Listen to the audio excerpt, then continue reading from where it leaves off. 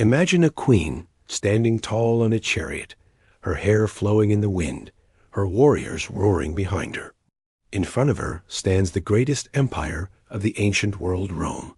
This is the story of Boudica, the Celtic queen who dared to defy an empire.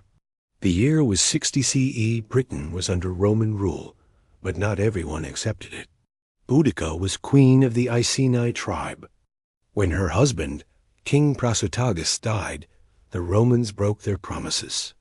They seized his lands, whipped Boudica in public, and horrifically enslaved her daughters. This cruelty lit a fire inside her. She would not bow. She would rise. First, she reached out to her neighbors, the Trinovanti, a tribe with a score to settle against the Romans. Then she went to the Catuvillani, led by King Tasjavanos, who had ambitions to unite the island's tribes and kick out the Romans altogether. Together with Boudica, they raised an army. Some sources say it was as large as 100,000 warriors.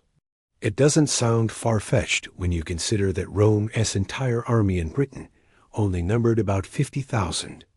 Riding in her chariot, with her daughters beside her, she gave a fiery speech.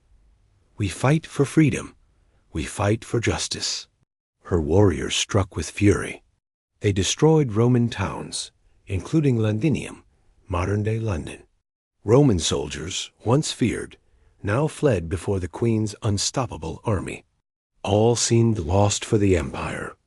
But Rome wasn't about to give up.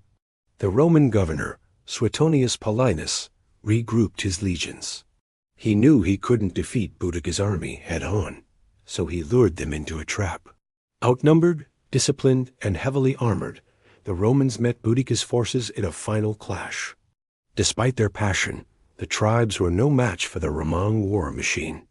The rebellion ended, and Boudica, rather than be captured, took her own life. Though Boudica's revolt was ultimately crushed, it shook Rome to its core. She became a symbol of resistance, a queen who showed the world that even the greatest empire could tremble before the cry of freedom.